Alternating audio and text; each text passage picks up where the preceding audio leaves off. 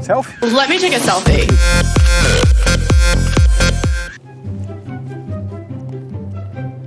Ô Gerson. Ô Gerson, vai começar o vídeo. Só um minutinho.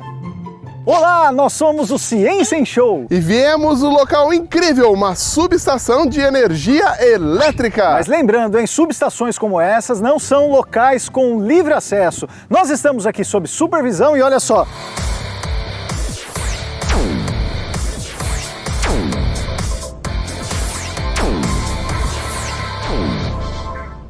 Com todos os equipamentos de segurança. Peraí, vocês vão começar o vídeo sem mim? Finalmente, hein, senhor fotógrafo? Achei que você ia passar o dia todo fotografando. É que o meu Instagram ele anda meio paradinho, né? Por isso que eu tô tirando umas fotos especiais. Ô, Gerson, espera aí, isso aqui é uma câmera termovisora, meu caro. No Instagram as pessoas costumam postar fotos de paisagens, fotos de gatinhos fofinhos. Nada a ver, ó. O que importa hoje, o que faz sucesso são fotos conceituais. Ai, essa eu quero ver, mas vamos começar a falar de ciência, porque o assunto de hoje são as correntes elétricas e resistência elétrica. Sim, porque a energia elétrica está no nosso dia a dia. Por exemplo, a gente carrega o celular com ela. Ou mantém a geladeira ligada. Ou então faz as máquinas de indústrias gigantescas funcionarem com ela. E essa energia se manifesta como uma corrente elétrica que atravessa os componentes do equipamento e então ele realiza suas funções. E é aqui onde os engenheiros e os técnicos fazem a coisa acontecer. E essa subestação recebe a energia elétrica produzida em uma usina geradora e diminui sua tensão. E entrega numa concessionária local. Essa subestação recebe energia elétrica que é gerada em usinas e que chega até aqui através de longas linhas de transmissão, esses cabos que você está vendo. Os cabos podem ser de cobre, de alumínio ou de alguma liga metálica. Esses materiais são bons condutores de eletricidade, com muitos elétrons livres. Mas você já se perguntou por que a corrente elétrica circula pelos cabos? Eu explico! A corrente elétrica circula porque existe uma diferença de potencial entre as suas extremidades. Isso mesmo, as cargas elétricas livres estão em movimento nesses cabos. E essa diferença de potencial é gerada nas usinas geradoras de eletricidade, que transformam outros tipos de energia em energia elétrica. E já que você está tão sabidão assim, dá mais alguns exemplos, Gerson. Deixa comigo, mas vocês vão ter que me ajudar. Beleza. Nas usinas eólicas, por exemplo, o vento move grandes turbinas para gerar energia. Tem também as usinas termoelétricas, nas quais é necessário queimar combustível para gerar energia elétrica. Já as usinas solares usam a luz do sol para gerar energia limpa. A maior parte da energia utilizada no Brasil vem de usinas hidrelétricas, onde a força da água move turbinas para gerar energia. E a energia gerada é transportada para todo o Brasil pelo Sistema Interligado Nacional, por meio das linhas de transmissão. A energia elétrica chega em alta tensão, e subestações como essa abaixam essa tensão, entregam para distribuidoras locais que reduzem novamente a tensão e a energia elétrica chega em nossos lares. Viu só como esse lugar é importante? É por isso que as minhas fotos aqui da subestação vão bombar no Instagram. Gerson, acho difícil fazer esse sucesso todo que você está esperando. Mas por falar em dificuldades, precisamos também falar sobre o processo de transmissão dessa energia através das linhas de transmissão. Você deve estar falando da dificuldade dos elétrons se deslocarem nos cabos, certo? Lógico, isso causa o quê? Perda de energia. Tive uma ideia. Já sei como a gente pode mostrar isso na prática. Mas antes, vamos terminar nosso passeio.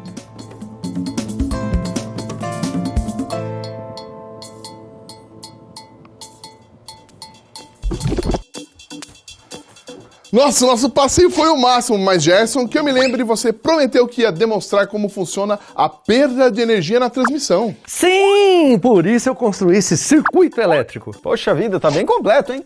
Olha só, eu vou mostrar para vocês aqui, ó. Eu tenho aqui uma fonte variável de tensão. Aqui, ó, bem legal. E ela gera aqui nos terminais uma diferença de potencial. E tem os fios e alguns resistores elétricos para a gente ligar na fonte. Gerson, qual é a voltagem que essa fonte proporciona, meu caro? Liga aí. Peraí, deixa eu ligar. Olha lá, 10 volts. E se você usar esses cabos para ligar, veja só, essa lâmpada, eu garanto que ela vai acender. Deixa eu ver. Vamos ligar no terminal aqui então. E essa lâmpada ela só acende porque tem corrente elétrica passando no circuito. Claro, ó, dá pra gente conferir isso aqui, ó. É só usar um multímetro na função amperímetro. E aí a gente vai ter que fazer um circuito aqui em série. Você pode me ajudar? Sim.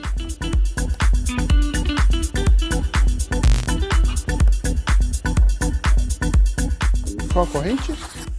Olha lá, ó, tá passando pelos fios uma corrente de 0,2 amperes.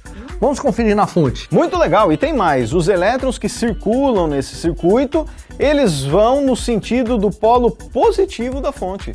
Mas espera um pouquinho. Os livros de eletricidade dizem que a corrente vai do polo positivo para o negativo. E agora?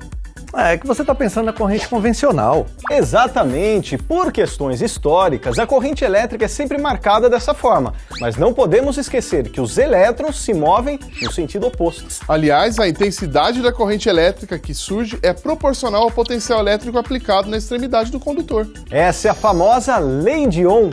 Ah, então vamos ver isso tudo na prática? Eu vou alterar um pouco esse circuito aqui, ó. Vou tirar esse. Agora eu vou ligar essa resistência de chuveiro aqui nos terminais. Gerson, sinto que essa experiência tem um grande potencial. Aliás, já começamos, tá tudo ligado? Estamos com 10 volts. Ué, mas e agora, Gerson? Agora eu vou diminuir a tensão para 5 volts.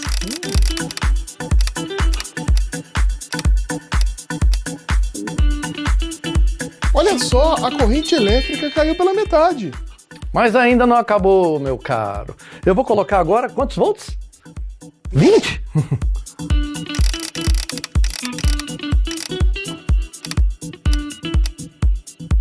Pronto. A corrente elétrica agora foi de 1,3 amperes, 4 vezes mais aproximadamente. Ó a lei de Ohm aí, hein? E se a gente construir um gráfico da tensão pela corrente elétrica, o que acontece? Como a intensidade da corrente elétrica e o potencial elétrico são proporcionais, o resultado vai ser uma reta. A constante de proporcionalidade entre a tensão e a corrente elétrica é a resistência elétrica, medida na unidade de Ohm. Parabéns! Eu tenho um desafio para vocês aqui. Lá vem o Gerson com seus desafios. Eu tenho aqui um resistor elétrico e a missão de vocês é descobrir qual é a resistência elétrica desse resistor. Gerson, essa é muito fácil. Ah, é? Tempo!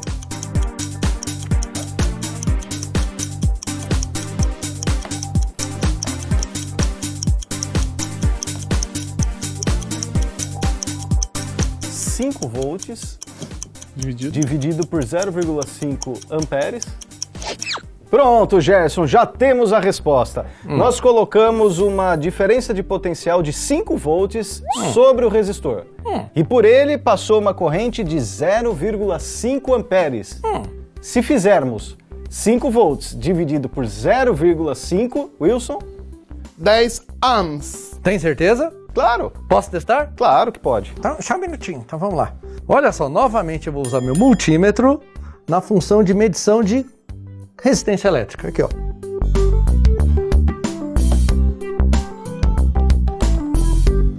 Olha só, conectar aqui, ó. Quer mudar o valor ou não? Claro que não. Os cálculos não mentem, Gerson. Tudo bem.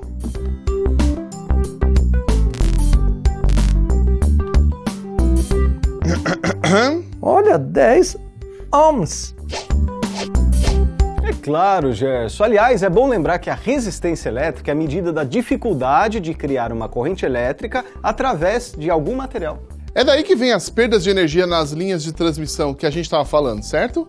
Essa é uma das causas mais importantes para a perda. A resistência elétrica representa a dificuldade que os elétrons encontram em atravessar um condutor. Eles colidem com os átomos. E geram calor. Nesse percurso existe perda de energia por calor, que é chamado efeito Joule. Mas nem sempre isso é ruim. Um chuveiro elétrico ou uma torradeira elétrica funcionam graças a essa produção de calor. A energia térmica produzida por segundo por esses componentes é a sua potência, que é dada em watts. Um componente elétrico pode trabalhar com uma potência dada pelo produto da tensão com a corrente elétrica que o atravessa. Então se a gente inserir a lei de Ohm nessa fórmula, vamos ver que um resistor pode gerar calor em uma potência proporcional à resistência e ao quadrado da sua corrente elétrica. E agora eu vou mostrar a transformação de energia elétrica em calor. Mas como? Muito simples, ó, eu vou utilizar aqui, ó, quer ver, ó? Ah, minha câmera termovisora. Nossa, genial, cara. Boa ideia. Tá, então vamos ver as imagens. Antes, precisamos desligar aqui. Me ajuda aqui para ligar a fonte. Sim.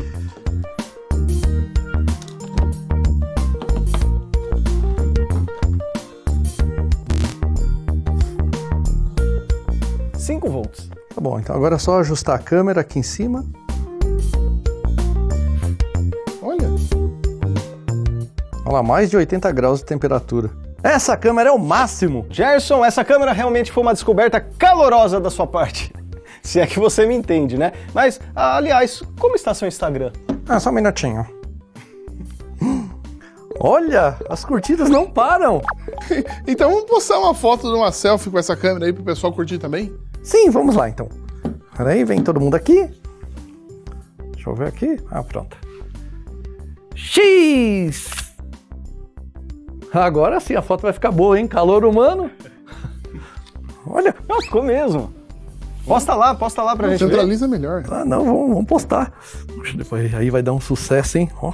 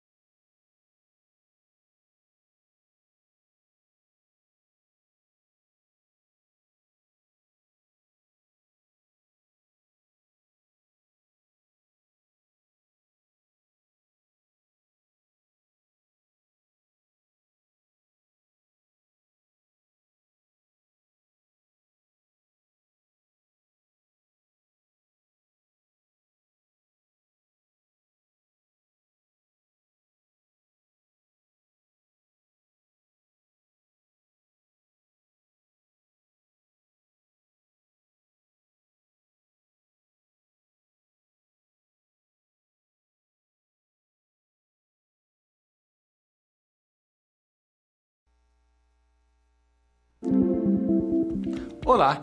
Hoje nós vamos abordar algumas grandezas elétricas básicas, como o conceito de energia potencial elétrica e o potencial elétrico. A energia potencial elétrica ocorre quando duas cargas elétricas de sinais opostos estão próximas uma da outra, ainda que fixas em locais diferentes, o que impede que elas iniciem um movimento. As forças existem. Já o potencial elétrico é a energia potencial por unidade de carga. Para analisar as variações na energia e encontrar o potencial elétrico, utilizamos uma fórmula, na qual o trabalho realizado pela força elétrica é igual a menos a variação da energia potencial elétrica, que é igual a menos o produto da carga elétrica pela diferença de potencial. Também é importante definir qual é o potencial elétrico gerado por uma carga pontual. Uma maneira interessante de fazer isso é imaginar que existe uma carga elétrica Q positiva localizada na origem de um referencial e que desejamos descobrir o potencial elétrico em sua vizinhança. Como nosso ponto de referência é o infinito, precisamos integrar o infinito até o ponto em questão. Dessa maneira, uma carga pontual tem um potencial com relação ao ponto de referência no infinito, sendo que o potencial elétrico de uma carga pontual é diretamente proporcional à carga da partícula e inversamente proporcional à distância do ponto de interesse da carga. Quando um material é um bom condutor elétrico, ele conta com uma alta quantidade de elétrons com liberdade de movimento. Para que esses elétrons entrem em movimento, eles têm de ser submetidos a uma diferença de potencial elétrico. Isso acontece quando conectamos um aparelho na tomada, por exemplo. Cada um dos seus plugs é submetido a potenciais elétricos diferentes, e um circuito fechado é estabelecido no interior do equipamento. É a diferença de potencial entre os plugs que coloca os elétrons em movimento. O problema é que toda essa movimentação ocorre de maneira desordenada. Quando submetemos cada uma das extremidades do fio elétrico a potenciais diferentes, surge entre elas uma diferença de potencial, chamada de DDP. Os elétrons então são estimulados e passam a se movimentar de maneira ordenada, no sentido do potencial mais baixo para o mais alto, e é assim que se origina uma corrente elétrica. Outro conceito fundamental e muito presente no nosso dia a dia é o da resistência elétrica. A resistência emite calor quando atravessada por uma corrente, e para encontrá-la devemos obter a relação entre a diferença de potencial elétrico e a corrente elétrica gerada. Lembrando apenas que essa relação varia de acordo com a composição e o formato geométrico do condutor. A unidade de medida da resistência elétrica do condutor é o ohm. E de acordo com a lei de Ohm, a relação entre tensão e corrente elétrica é linear e, portanto, representada por uma reta. Bom, claro que ainda há muito que aprender, mas não tem problema porque eu sei que você tem energia de sobra. Então, bons estudos e até a próxima!